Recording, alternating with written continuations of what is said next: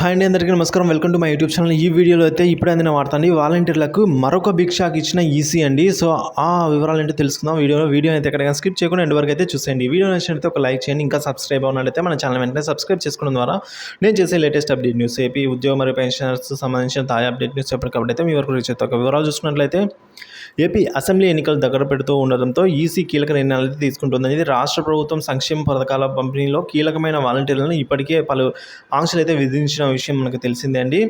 So దీంతో ఓటర్లతో ప్రత్యక్ష సంబంధాలు ఉన్న వాలంటీర్లు సంక్షేమ పథకాల పంపిణీ సమయంలో ప్రజలను అధికార పార్టీ వైపు ప్రభావితం చేసే విధంగా ప్రచారం చేస్తున్నారనే ఫిర్యాదులు వచ్చాయండి. సో దీంతో రాష్ట్ర వ్యాప్తంగానే ఈ నెల మూడున ఇవ్వవలసిన పింఛన్లు వాలంటీర్లు ఇవ్వద్దు అని పంచాయతీ కార్యాలయంలో పింఛన్లు పంపిణీ చేయాలని అయితే ఈసీ ఆదేశాలు అయితే జారీ చేసింది. సో ఈ క్రమంలో వాలంటీర్ల వద్ద ఉన్న ప్రభుత్వ సంబంధించిన ట్యాబ్లు, డేటా, ఇతర డివైజ్లు, వాటి డాక్యుమెంట్స్ను కూడా గ్రామ వార్డు సచివాలయం సబ్మిట్ చేయాలని అయితే ఆదేశాలు జారీ చేసింది. ఈరోజు తెల్లవారుజామున ఉత్తర్వులు జారీ చేసింది. మరికొద్దిసేపట్లో వాలంటీర్లకు ఈసీ అయితే ఈ విధంగా షాక్ అయితే ఇచ్చిందండి.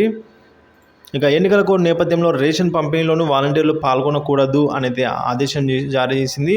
వారి స్థానాల్లో వీఆర్ఓలు అయితే పాల్గొనవచ్చు అని అయితే పేర్కొందండి.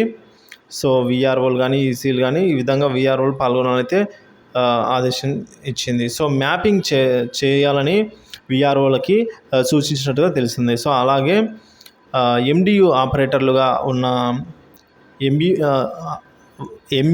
ఎండియు ఆపరేటర్లుగా ఉన్న వాలంటీర్లను కూడా రేషన్ పంపిణీ కార్యక్రమానికి పిలవకుండా ఉండాలని అయితే స్పష్టం చేసింది. ప్రభుత్వం ఇచ్చిన ఆర్డర్లను ఎవరైనా అతిక్రమిస్తే కఠిన చర్యలు తీసుకుంటామని కూడా ఈసీ పేర్కొనడం జరిగిందండి.